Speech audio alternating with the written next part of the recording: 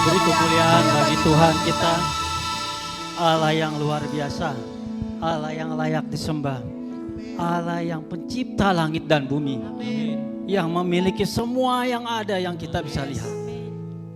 Terima kasih Tuhan, terima kasih. Kami boleh ada di sini karena Engkau, kami hidup karena Engkau ya Tuhan. Untuk itu, biarlah segala kemuliaan, segala hormat, segala pujian hanya bagimu Tuhan. Engkau yang layak. Biarlah Engkau makin ditinggikan, makin besar. Segala hidup kami hanyalah kemuliaan bagi nama-Mu Tuhan. Terima kasih Tuhan. Mengucap syukur waktu yang indah ini, kalau kami boleh mendapat bagian dalam kebenaran firman-Mu Tuhan. Ajar kami untuk fokus pada firman-Mu. Karena kami tidak mau hal yang paling berharga diambil dari hidup kami. Untuk itu Roh Kudus, penuhi setiap hati kami. Jangan ada satupun yang terlewatkan. Sehingga firman ini menjadi bagian dalam hidup kami. Yang menggerakkan kami untuk seturut dengan kehendak-Mu Tuhan. Terima kasih Tuhan. Di dalam nama Tuhan Yesus, mari kita siap mendengarkan firman, kita katakan amin. Haleluya. Silakan duduk Bapak Ibu sekalian. Shalom. Kurang bersemangat ini. Shalom. Ada sukacita? Kurang ya. Coba lihat dulu Mazmur 122. Tolong. Mazmur 122 ayat 1. Oke. Udah ada di layar, udah dibuka, udah dapat semua? Belum semua berarti. Kalau belum lihat bisa lihat belum dapat bisa lihat di depan. Kita baca dengan suara keras. 1, 2, 3. Nyanyian Ziarah Daud. Aku bersuka cita ketika dikatakan orang kepadaku, mari kita ke rumah Tuhan. Kita pergi ke rumah Tuhan. Saya mau tanya dulu ya. Kapan Daud bersuka cita? Ketika dikatakan orang kepadanya, mari kita pergi ke rumah Tuhan. Benar nggak? Jadi ini loh, saya dengerin baik-baik ya. Dia belum datang ke rumah Tuhan, baru dengar dia bersuka cita. Ya kan? Baru dengar, ayo ke rumah Tuhan. Wah, dia begitu bersuka cita. Apalagi dia di rumah Tuhan, Bapak Ibu. Puncak sukacitanya itu di situ gitu loh. Jadi kalau saya kata ada sukacita, amin. Jangan-jangan kita belum siap untuk datang ke gereja ini. Ada sukacita? Amin. Ada sukacita? Puji Tuhan, luar biasa. Beri kemuliaan bagi Tuhan kita. Jadi kita datang ke sini harus dengan sukacita. Jangan mau kalah sama Daud. Daud aja baru denger aja, ayo kita ke rumah Tuhan, dia bersukacita. Apalagi dia datang ke rumah Tuhan. Saya nggak bisa bayangin begitu besar sukacitanya. Amin. Sebelum saya mulai, saya undang, saya suka mengundang anak muda nih. Igel, bintang panggung kita. Juko. Jarang-jarang saya main. Silakan maju ke depan. Kita harus sering mengajak anak muda tampil ke depan. Amin. Karena anak muda ini calon pemimpin. Pemimpin harus berani ngomong depan orang banyak. Benar nggak, Gel? Oke, pertanyaan saya sederhana. Ada mic lagi nggak? Minta tolong mic-nya. Pertanyaannya nggak terlalu jauh-jauh kok. Nggak ada apa hubungan sama sekolah. Itu satu lagi. Nggak ada hubungannya sama sekolah ya. Pertanyaan sederhana. Menurut kalian ada nggak bedanya antara hamba dengan tawanan? Juko dulu. Hamba dengan tawanan, nggak nyala ya? Tes dulu tes. Oke. Hamba dengan tawanan. Tawanan. Ada bedanya nggak? Hamba dengan tawanan. Tawanan tahu lah, polisi kalau nggak tahu tawanan keterlaluan. Tawanan apa tahanan? Tawanan. T-A-W-A-N-A-N. Tawanan. Nggak ada di sini, nggak ada contekannya. Gigel. Hamba dengan tawanan. Nggak ada mic lagi. Saya aja tawanan nggak tahu Pak. Tawanan itu, ada yang tahu tawanan nggak? Nah, itu tawanan masa nggak tahu? Aduh. Oh ya, hamba sama tawanan beda bedanya nggak? Tawanan tadi apa? Orang yang bersalah. Masa nggak tahu? Hamba sama tawanan. Ada bedanya nggak? Tawanan. Mungkin bedanya karena dari kalau misalnya bedanya mungkin ada ya. Bedanya ada. Ada. Ada. Oke, itu aja dulu. Igel, Ada. ada. Bedanya apa?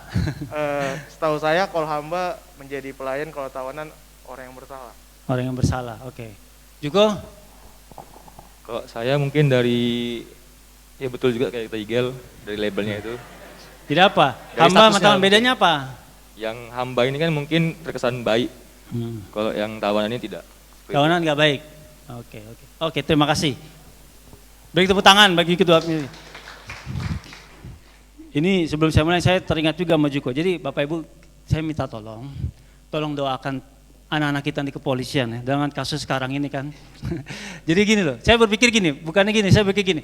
Kadang-kadang kita ya, kalau di suatu organisasi apalagi militer, kalau kita terikat dengan militer, kadang-kadang kita nggak bisa menilai atasan kita bilang suatu gitu loh.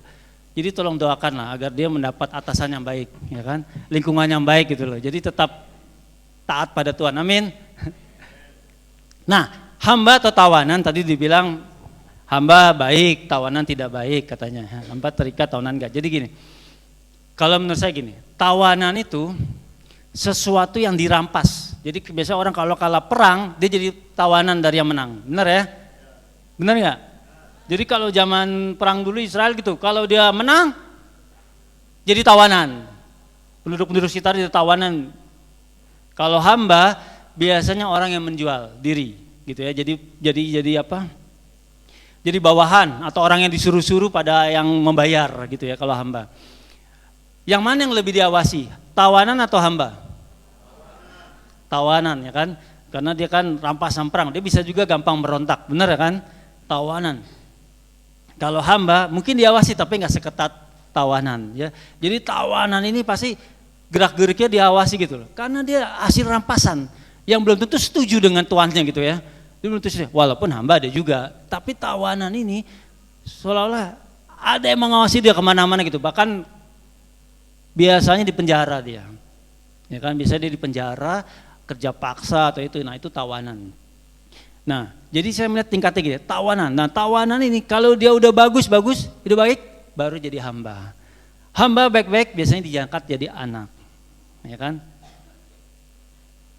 Jadi tawanan biasanya sesuatu yang masih berontak-berontak, makanya dia ditahan dalam penjara supaya dia mengerti loh peraturannya ini loh. Kondisi kamu keegoisanmu di penjara dulu sampai kamu sadar bahwa kamu di bawah saya. Nah, firman Tuhan yang saya akan baca, yang saya akan sampaikan hari ini, judulnya adalah tawanan roh. Mari kita buka Kisah 20 ayat 22 sampai 24.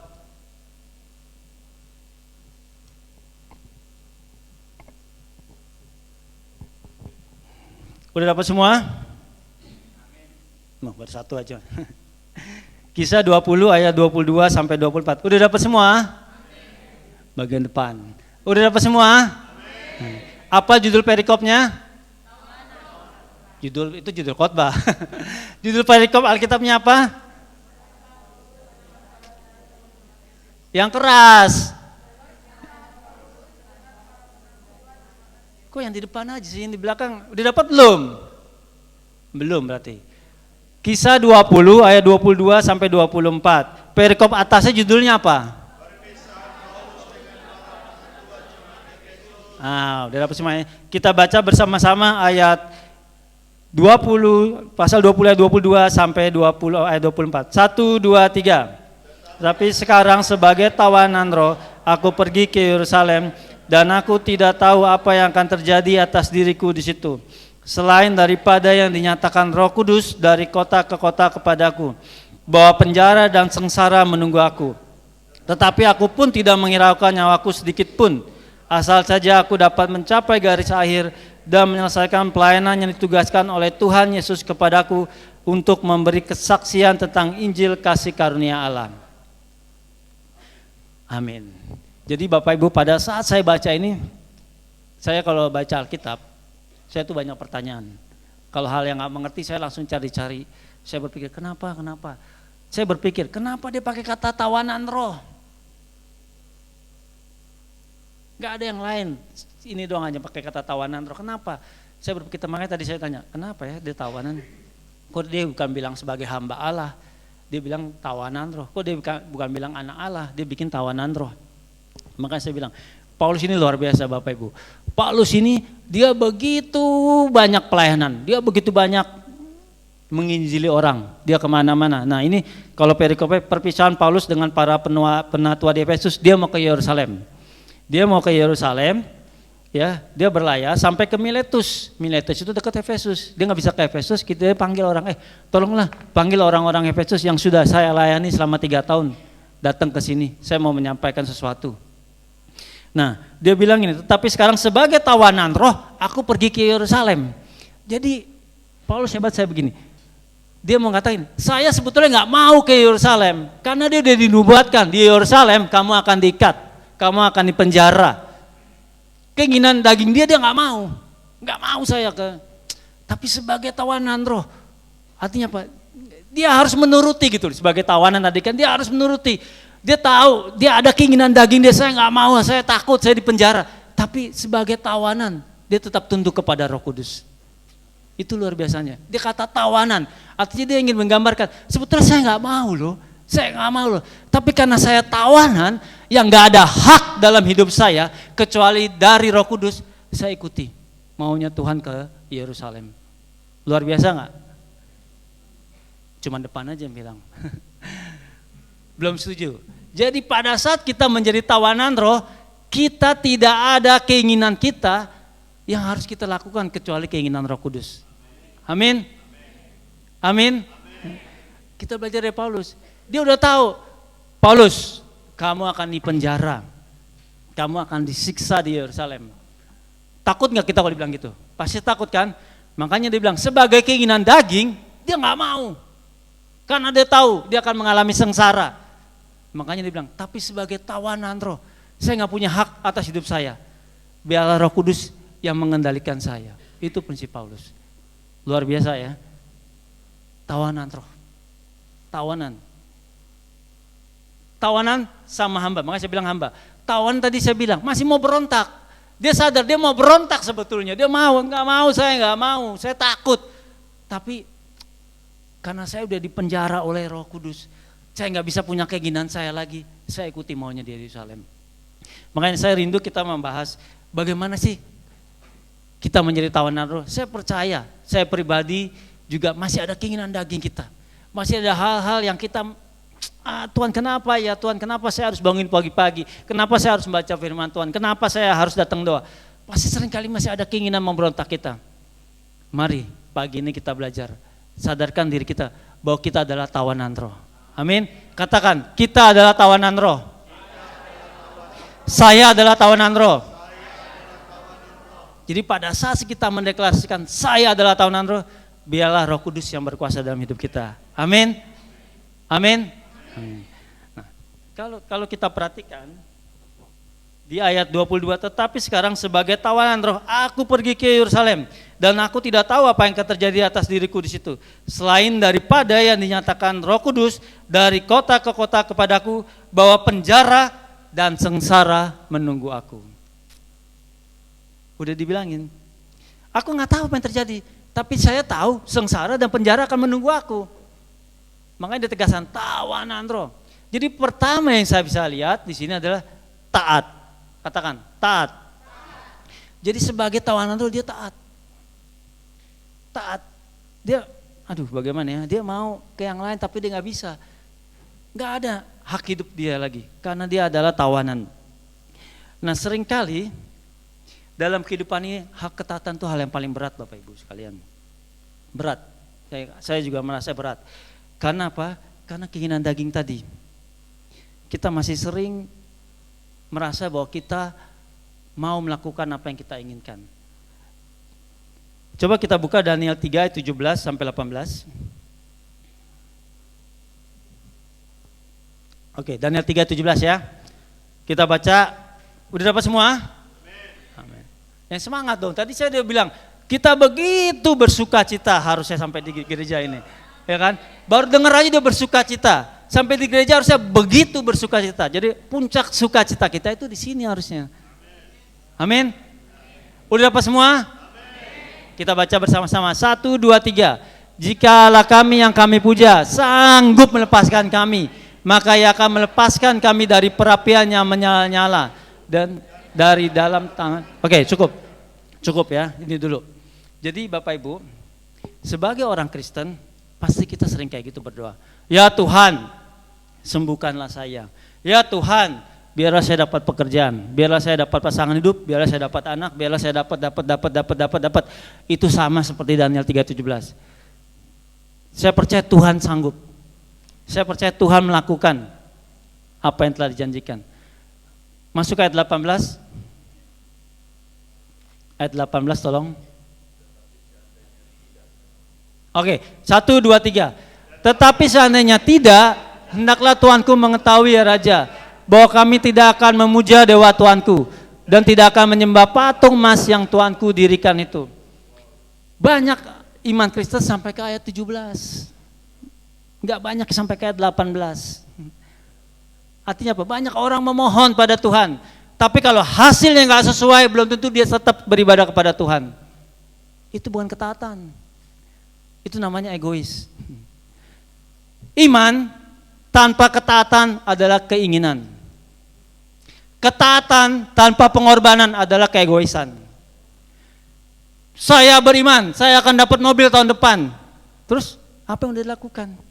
Apakah kita taat? Itu keinginan, bukan ketaatan, bukan iman.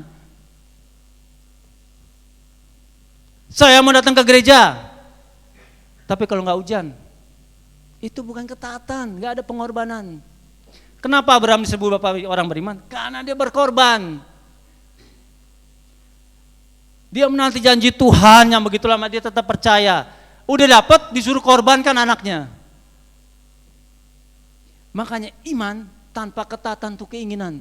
Banyak orang beriman, saya akan dapat itu, tapi dia nggak taat. Itu bukan beriman, itu keinginan.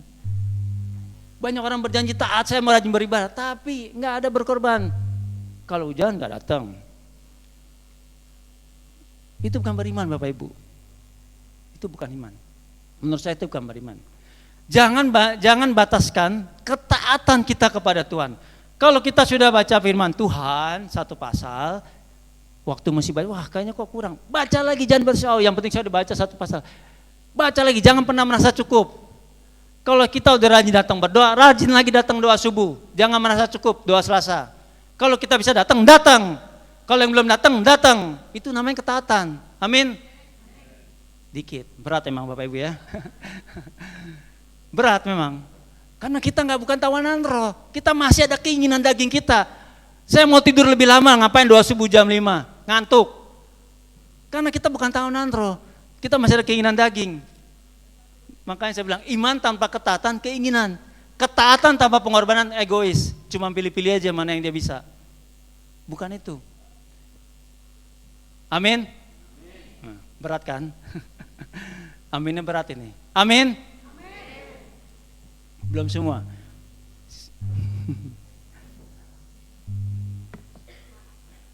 Siapa yang rindu mau taat kepada Tuhan? Angkat tangan.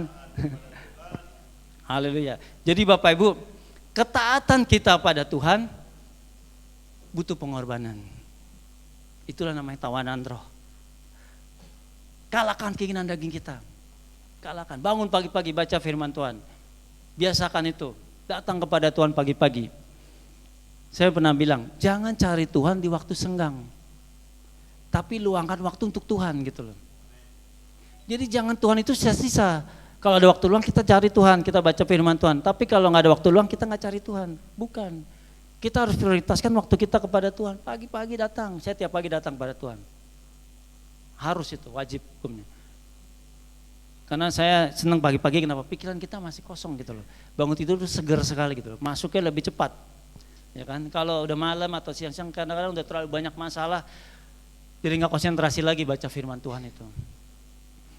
Nah, Bapak Ibu, seringkali ketaatan kita itu tidak semudah yang kita katakan.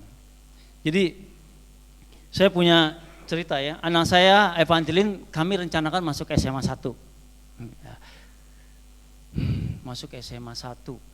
Saya udah pernah sharing, oh banyak pengorbanan, wah oke lah. Istri saya sampai bilang, bagaimana kalau kita pindah rumah supaya alamatnya itu lebih dekat ya itu kan. Karena zonasi, nggak ada nilai yang dibandingkan adanya zonasi gitu loh. Kedekatan rumah karena COVID kan, nggak ada ujian nasional. Jadi akhirnya adu deket-deketan mana rumah yang itu. Nah, singkat cerita pengumuman diterima nggak dapet. Ngobrol-ngobrol sama tetangga dekat rumah, dia juga nggak dapet. Tapi dia bilang dia ada cara lain. Bapak Ibu, saya jujur, kalau mau pakai uang saya juga bisa gitu loh. Tapi saya berpikir, apakah saya harus mengorbankan iman saya karena hal ini? Mengorbankan ketaatan saya untuk kayak gini. Untuk hal sepele kayak gini gitu loh. Ya kan? Dan masalahnya seringkali kita nggak dibahas di gereja. Kita seringkali menutup mata untuk hal seperti praktis kayak gini loh. Kita melegalkan, oke lah nggak apa-apa, yang penting masuk. Tapi ketaatan, padahal itu kita menjual iman kita untuk hal seperti itu. Saya sempat wah kenapa ya? Saya udah rindu sekali sama saya masih. Pertama dekat rumah, mungkin ke depannya lebih bagus ya. Tapi ya apa boleh buat, Tuhan berkata lain. Sampai istri saya bilang, apa kita nggak bisa pakai hal lain sih? Kok kayaknya kita diem aja. Tapi saya bilang bagaimana? Memang modelnya kayak gitu. Karena saya nggak mau pakai cara-cara lain gitu loh. Walaupun mungkin ada yang pakai cara lain, tapi saya nggak mau. Karena bagi saya itu mengorbankan iman saya gitu. Saya mau taat pada aturan yang ada. Dan saya berharap kita semua seperti itu gitu loh. Jangan kita mengorbankan. Kadang-kadang orang mengatakan menjual iman pada saat dia menikah dengan orang agama lain. Atau dia pindah agama. Menjual iman juga seperti ini gitu loh. Pada saat kita tahu benar, kita melakukannya salah, itu menjual iman kita. Artinya kita mengorbankan apa yang kita tahu. Apa yang kita udah percayai untuk sesuatu yang fana gitu loh. Amin.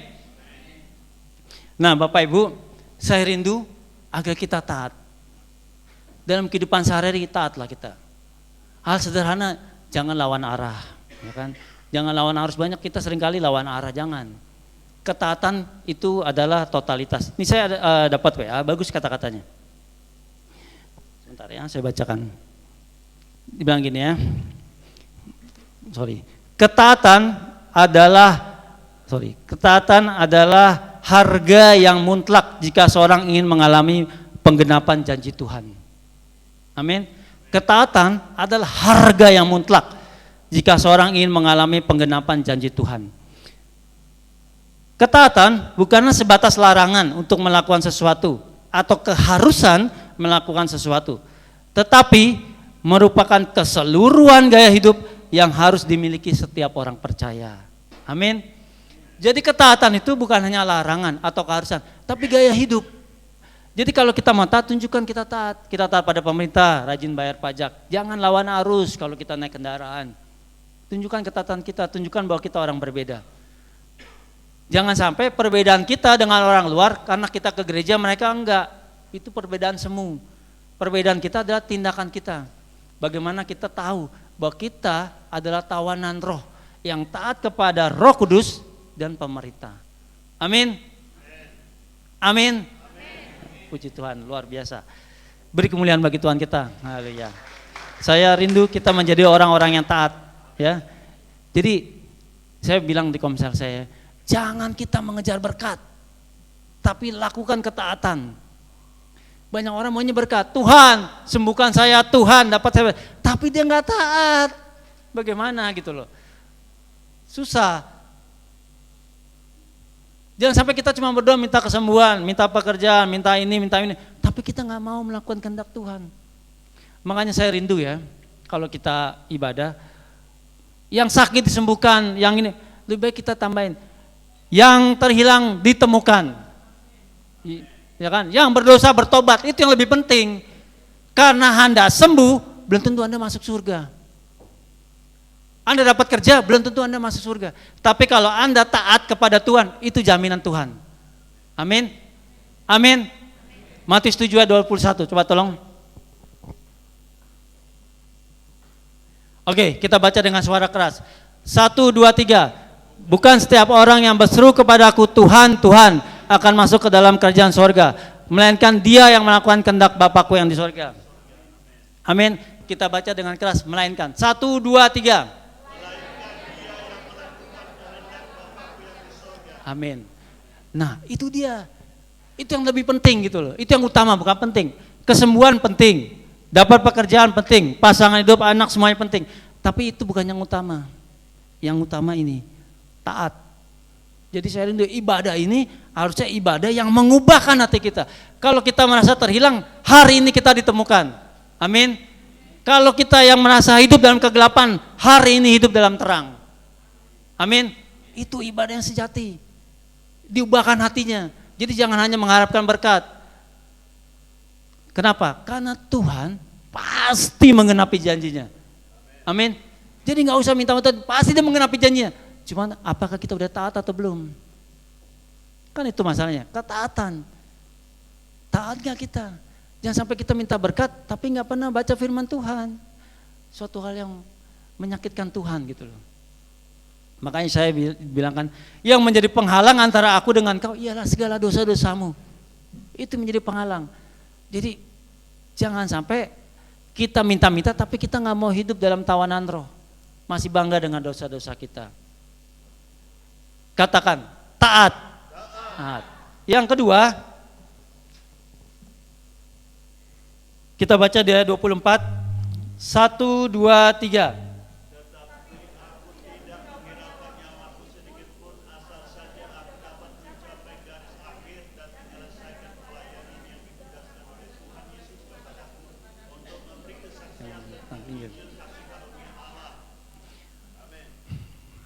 Mengapa setiap saya suruh baca, yang baca cuma depan? Sebetulnya yang di belakang ngerti nggak kata-kata saya? Apa saya mesti ke sana? Kita ulangi lagi ya, baca 1, 2, 3. Nyawaku sedikit pun, asal saja aku dapat mencapai garis akhir dan menyelesaikan pelayanan tugaskan oleh Tuhan Yesus kepadaku untuk memberi kesaksian tentang Injil kasih karunia Allah. Amin. Jadi yang kedua saya lihat ini adalah setia. Setia. Paulus kata-katanya bagus ya. Dan menyelesaikan, asal saja aku dapat mencapai garis akhir dan menyelesaikan pelayanan yang ditugaskan oleh Tuhan Yesus kepadaku untuk memberi kesaksian tentang Injil kasih karunia Allah. Jadi ada dua hal di kata setia ini. Setia itu ada menyelesaikan pelayanan sampai garis akhir. Ya kan? Kedua, dia bilang begini. Untuk memberikan kesaksian tentang Injil kasih karunia Allah. Jadi sampai akhir juga hidup dia ini sebagai kesaksian gitu loh, sampai akhir. Jadi artinya apa? Konsisten, setia dan konsisten. Jadi jangan orang melakukan pelayanan tapi enggak konsisten. Tapi dia setia sampai garis akhir. Makanya saya rindu kita semua, bila kita dipercayakan talenta baik itu sebagai singer, WL, firman Tuhan, bahkan pembawa persembahan ataupun penerima tamu, lakukan dengan setia. Amin. Lakukan dengan setia. Sehingga kita bisa berkata. Coba kita buka 2 Timotius 4 ayat 7 sampai 8. Udah dapat semua? Nah, yang di depan lagi. Yang di belakang udah dapat semua belum? Oke, kita baca dengan suara keras. 1, 2, 3. Aku telah mengakhiri pertandingan yang baik. Aku telah mencapai garis akhir dan aku telah memelihara iman. Sekarang telah tersedia bagiku mahkota kebenaran yang akan dikaruniakan kepadaku oleh Tuhan, Hakim yang adil pada harinya. Tapi bukan hanya kepadaku, melainkan juga kepada semua orang yang merindukan kedatangannya. Amin. Jadi Bapak Ibu, kata-kata ini di mana sering dilihat? Penghiburan, biasanya di kuburan Bapak Ibu. Ya kan, benar nggak? Di nisan seseorang biasanya ada kata-kata ini, aku telah mengakhiri pertandingan. Dan kata-kata ini luar biasa Bapak Ibu. Berani nggak kita ngomong kayak gitu? Aku telah mengakhiri pertandingan iman. Ya kan? Sekarang telah tersedia mahkota bagiku. Ini Paulus ngomong gini bukan berarti dia cuma kata-kata, tapi dia udah sebagai saksi bahwa dia telah melakukan itu. Makanya tadi saya hubungin kisah sama 2 Timotius ini. Ini 2 Timotius ini adalah surat terakhir Paulus sebelum dia meninggal. Jadi dia sampai ngomong gitu, berat loh sampai ngomong gitu. Sekarang saya telah mengakhiri pertandingan iman saya. Telah tersedia mahkota. Wah, luar biasa kalau sampai ngomong gitu. Dan biarlah itu bukan menjadi pernyataan Paulus saja, tapi pernyataan kita. Amin. Amin. Di depan aja amin. Amin yang di belakang. Nah, jadi itu menjadi pernyataan deklarasi setia kita pada Tuhan. Kita mau melayani sampai akhir hidup saya. Kita mau setia kepada Tuhan. Sehingga telah tersedia bagiku mahkota kebenaran. Amin. Jadi saya rindu agar kita nanti bertemu di sana dengan mahkota kebenaran. Karena kita pelayan-pelayan Tuhan yang setia. Amin. Beri kemuliaan bagi Tuhan kita. Haleluya. Haleluya. Katakan, saya orang yang setia. Haleluya. Berikutnya kita lihat ayat 34 sampai 35.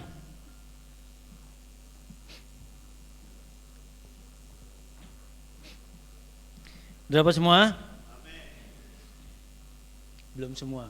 Saya kagum sama Pak Nelson ini, paling semangat. Nah, maksudnya seperti itulah orang yang bersuka cita Bapak Ibu. Antusias. Udah dapat semua? Nah, gitu semangat. Jadi semangatnya Pak Nelson menular sama orang lain. Luar biasa Pak. Terima kasih Pak. Ada sukacita? Kita baca bersama-sama. 1, 2, 3. Kamu sendiri tahu bahwa dengan tanganku sendiri aku telah bekerja untuk memenuhi keperluanku dan keperluan kawan-kawan seperjalananku. Dalam segala sesuatu telah aku berikan contoh kepada kamu bahwa dengan bekerja demikian kita harus membantu orang-orang yang lemah dan harus mengingat perkataan Tuhan Yesus.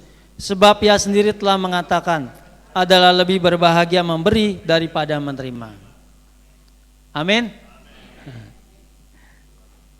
Adalah lebih berbahagia memberi daripada menerima. Biasakan kita senang memberi Bapak Ibu. Ya kan? Jangan kita hanya mengejar penerimaan. Kesembuhan itu penerimaan, persembahan itu memberi, perpuluhan itu memberi. Ya, jangan kita nggak mati tiap kakak datang minta kesembuhan, tapi kita nggak beri perpuluhan. Perpuluhan itu adalah kewajiban, tanggung jawab kita. Anda diberkati dengan yang ada, kalau Anda ngasih perpuluhannya susah, bagaimana mau dikasih tanggung jawab yang lebih besar? Ya kan? Itu kan perumpamaan talenta gitu kan. Dikasih dulu yang ada. Anda taat nggak? Anda memberikan nggak? Jadi yang ketiga yang saya melihat adalah tulus. Katakan tulus. Tulus. Sebagai tahunan roh kita harus tulus. Artinya apa? Jangan kita mengharapkan sesuatu dalam pelayanan kita, dalam hidup kita. Jangan kita berdoa ada motivasi licik dalam hati kita kepada Tuhan. Jangan. Kita terus. Paulus sudah memberi contoh, luar biasa Paulus ini. Dia memberi contoh bahwa dia sendiri nih, saya ini mencukupkan diri saya sendiri loh. Bayangin loh, dia mencukupkan diri sendiri, mencukupkan loh, bukan lebih. Bahkan dia memberi. Ada lebih baik memberi daripada menerima. Jadi jangan sampai ibadah kita karena ada motivasi tertentu. Nanti kalau dapat sesuatu baru saya datang ibadah. Nanti Desember kalau dapat sembako baru banyak orang datang. Bukan itu bukan sesuatu yang ketulusan. Biarlah ibadah kita jangan didasari rasa karena kita mau menerima sesuatu, tapi karena kita tulus, kita mau beribadah kepada Tuhan. Kita mau menyembah Tuhan dengan penuh semangat. Ya. Jangan sampai kita karena ada uang, karena ada hal kita melayani, kita datang beribadah. Dan Tuhan Yesus sudah pernah katakan gitu ya. Kita buka dari 1 Timotius 6 ayat 10. Oke. 1, 2, 3. Karena segala kejahatan ialah cinta uang. Sebab oleh memburu uanglah berapa orang telah menyimpang dari iman dan menyiksa dirinya dengan berbagai-bagai duka. Uang bukan sesuatu yang jahat. Jangan salah ya. Jangan salah, uang saya nggak mau lah. Saya nanti jatuh ke dalam itu pencobaan. Bukan uang, tapi yang parah di sini bukan uangnya. Cinta uang, kata cintanya itu jangan sampai hilang. Jadi pada saat kita cinta uang, nalar kita nggak berpikir normal lagi. Segala sesuatu dikejar untuk mendapatkan uang. Kenapa? Uang menjadi yang dicintai kita. Makanya dibilang cinta uang, ya kan? Makanya kata-katanya bagus, memburu uang. Artinya memburu itu mengejar terus sampai dapat. Memburu uang. Sampai apa? Menyimpang dari iman. Nah ini yang bahaya.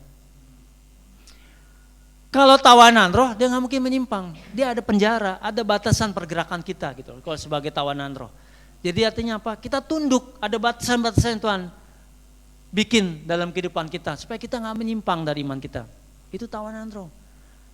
Bagaimana caranya? Tulus, melakukan dengan penuh kehendak Tuhan.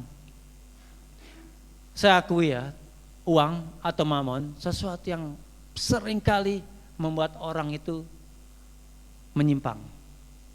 Dan itu bukan hal yang baru. Tuhan udah katakan di Matius, coba buka Matius 6 ayat 24. Dapat semua? Oke, kita baca 1, 2, 3. Torah seorang pun dapat mengabdi kepada Tuhan. Karena jika demikian ia akan membenci yang seorang dan mengasihi yang lain. Atau ia akan setia kepada yang seorang dan tidak mengindahkan yang lain. Kamu tidak dapat mengabdi kepada Allah dan kepada Mamon. Kamu tidak dapat mengabdi kepada Allah dan kepada Mamon. Artinya apa? Tuhan tahu dalam kehidupan kita, ya, dalam kehidupan kita saingan terberat Tuhan itu Mamon. Saingan terberat Tuhan Mamon, terberat. Makanya dia bilang, kamu tidak bisa mengabdi kepada aku dan Mamon. Gak bisa kepada Allah, Mamon. Kenapa? Karena kalau kamu kepada Mamon, gak bisa kamu beribadah kepada Allah. Bohong. Kalau bisa, makanya Tuhan bilang bohong kalau kamu bisa berdua. Gak bisa. Mamon itu akan menjauhkan kamu dari Allah. Begitu juga sebaliknya. Beribadah kepada Allah akan menjauhkan kamu dari Mamon. Makanya tadi butuh ketaatan, butuh kesetiaan. Supaya apa? Supaya kita beribadah kepada Allah dengan tulus. Amin? Belum semua amin. Berat Bapak Ibu ya. Amin? Jadi pastikan kita menjadi orang-orang yang tulus dalam Tuhan. Orang-orang yang tulus dalam pelayanan. Orang yang tulus dalam beribadah. Orang yang tulus dalam ketaatan, dalam kesetiaan. Jangan sampai kita mengejar mamon. Kita butuh uang, tapi bukan kita cinta uang. Amin? Saya adalah orang yang tulus, katakan. Orang yang tulus. Jadi bagaimana kita menjadi tawanan roh? Taat. Oke, yang di depan aja nih berarti. Bagaimana kita menjadi tawanan roh? Amin. Siapa yang rindu menjadi tawanan roh? Puji Tuhan, puji Tuhan. Saya undang tim musik Persian Worship untuk ke depan.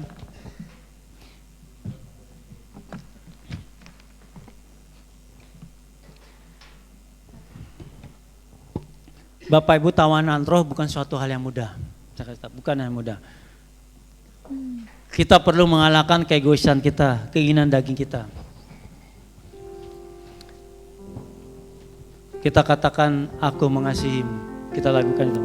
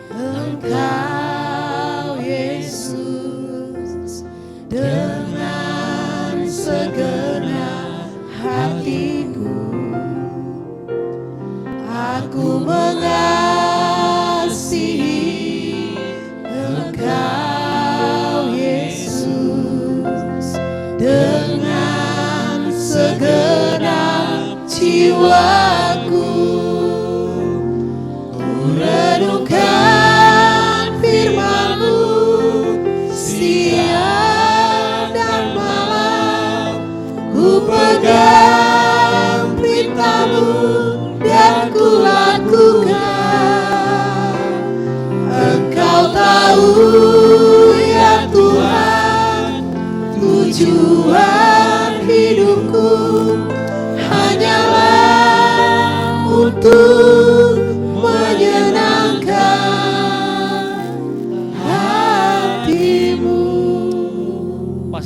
nyanyi lagu ini saya teringat. Coba tolong buka Yohanes 14 ayat 15. Yohanes 14 ayat 15.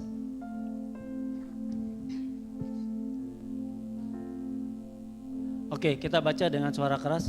1, 2, 3. Jikalau kamu mengasihi aku, kamu akan menuruti segala perintahku. Amin. Bapak Ibu, jika kita katakan kita mengasihi Tuhan, gak mungkin kita gak taat. Kita bukan mengasihi Tuhan, kita tidak mengasihi Tuhan kalau kita gak taat. Kita tidak mengasihi Tuhan kalau kita gak setia. Amin. Lagu ini begitu luar biasa, menyatakan komitmen kita kalau kita mau taat. Kita mengasihi Tuhan dengan ketaatan kita. Kita mau merenungkan firman Tuhan. Bukan untuk menyenangkan kita, untuk menyenangkan Tuhan. Seringkali kata-kata terakhir itu berubah menjadi aku mau menyenangkanku, bukan menyenangkanmu. Karena kita mau melakukan apa yang kita inginkan, bukan yang Tuhan inginkan. Pagi ini, jika kita katakan kita mau mengasihi Tuhan, kita mau taat kepada Tuhan, mari kita bangkit berdiri. Kita nyanyikan lagu ini dengan sepenuh hati. Komitmen kita kepada Tuhan yang mau mengasihi Tuhan dengan melakukan apa yang Dia perintahkan kepada kita. Amin. Aku mengasihi Engkau Yesus dengan segenap hatiku. Aku mengasihi Engkau Yesus dengan segenap jiwaku. Ku renungkan firman-Mu siang dan malam. Ku pegang perintah-Mu dan ku lakukan. Engkau tahu ya Tuhan, tujuan hidupku hanyalah untuk menyenangkan hati-Mu.